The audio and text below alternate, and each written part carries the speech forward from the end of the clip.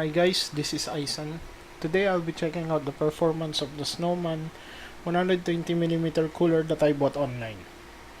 Got this for around 851 pesos with shipping, and it has a single 120mm fan, support for AM4 socket, and comes with no thermal compound.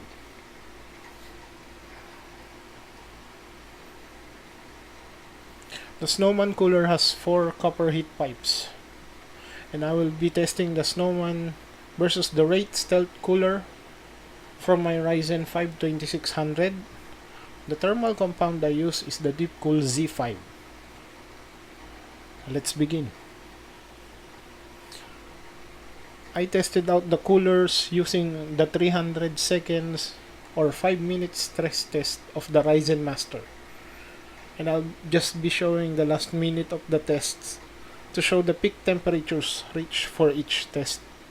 Please note that I have set my voltages to 1.3 volts, because at the time of testing the coolers I was also trying to overclock my CPU, but I kept on failing on reaching 4 GHz. This first test is for the Wraith Stealth cooler.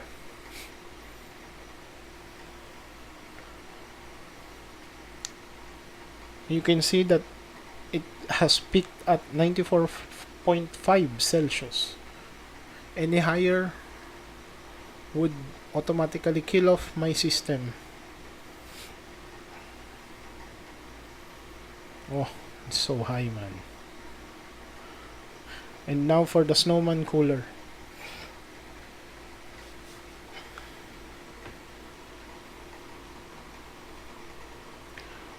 Same test, the 300 second stress test from the Ryzen Master.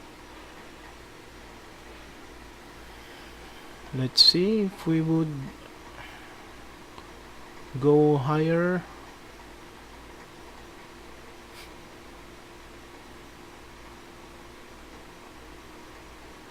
So the highest I've seen so far is 70.25 Celsius.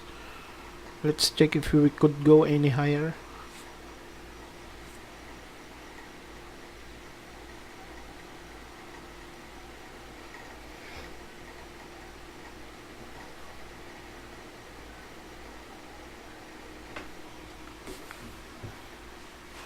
We're still hovering at 70.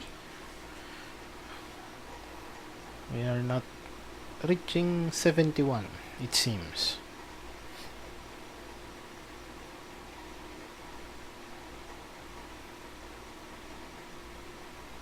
So the results are in.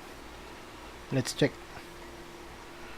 If the stress test took a little longer, the Wraith Stealth would probably reach the 95 Celsius limit of the Ryzen chip. For 851 VHP, the Snowman cooler is a very good replacement for the Wraith Stealth.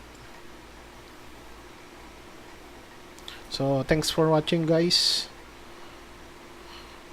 Please like, share, and subscribe.